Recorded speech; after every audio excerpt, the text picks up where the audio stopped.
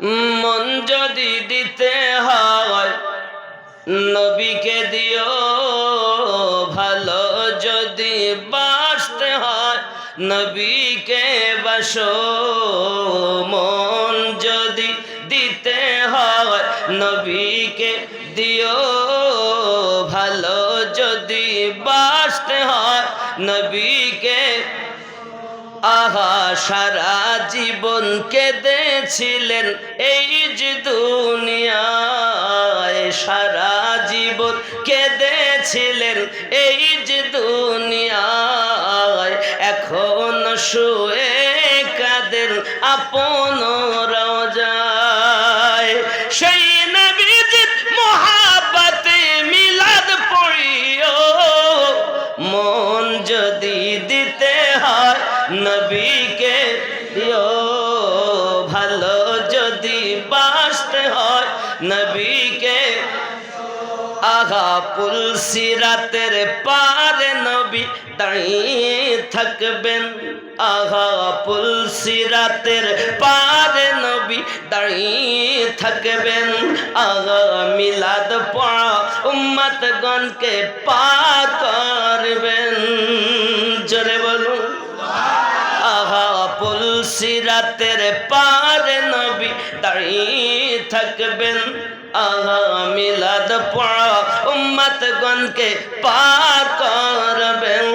ওগো সেই নবীজির মোহাব্বতে, সেই নবীজির মোহাব্বতে কিয়াম করিও, মন যদি দিতে হয় নবীকে দিও, ভালো যদি বাসতে হয় নবীকে বাসো।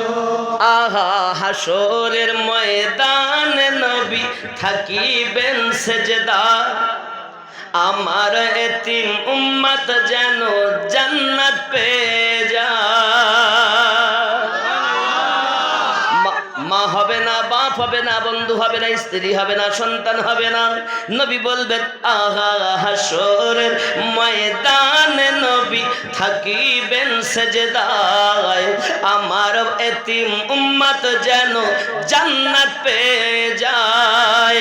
সেই নবীজি ওগো জানের থেকে বেশি তাকে ভালোবাসিও, মন যদি দিতে হয় নবীকে দিও, ভালো যদি বাসতে হয় নবীকে বাসো।